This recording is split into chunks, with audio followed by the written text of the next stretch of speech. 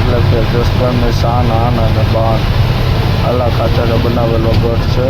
અને અત્યારે મોન્સૂનમાં એટલે કે વરસાદમાં 16 કળાએ ખીલી જાય છે અને લીલી હરિયાળી જેમ કે લીલી ચાદર જેવું લાગે એવું ઘાસ અને લીલા ઝાડવા ખૂબ જ સુંદર લાગે છે. હવે આપણે જવાનું છે મહારાષ્ટ્ર.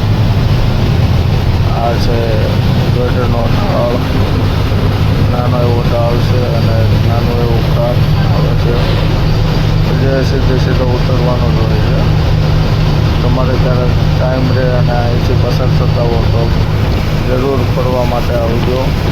પછી આપણે ધંધુકાથી બગોદરાવાળો રોડ બંધ છે એટલે આપણે ધોલેરાવાળો રોડ લેવો પડ્યો. અને ધોલેરાવાળા રોડ ઉપર પાણી આજુબાજુમાં ઘણા ભરેલા હતા. કુદરતી દૃશ્યો ખૂબ જ સુંદર લાગતા હતા. એને પણ આપણે થોડુંક મોજ લીધી. પછી આપણે પહોંચી ગયા વડોદરા નેશનલ હાઈવે 8 પકડી લીધો છે આપણે. અહીંયા પણ આગળ અત્યારે સુરત કામરેજનો રોડ બંધ છે એટલા માટે આપણે અંકલેશ્વરથી ટર્ન મારશું. હવે સારી એવી જગ્યા આવે તો રસોઈ બનાવી નાખવી, કેમ કે હવે લાગી છે ભૂખ. કેમ કે આપણે બપોરે કંઈ ખાધું નહોતું, હોટલમાં કંઈ ખાતા નથી એટલા માટે.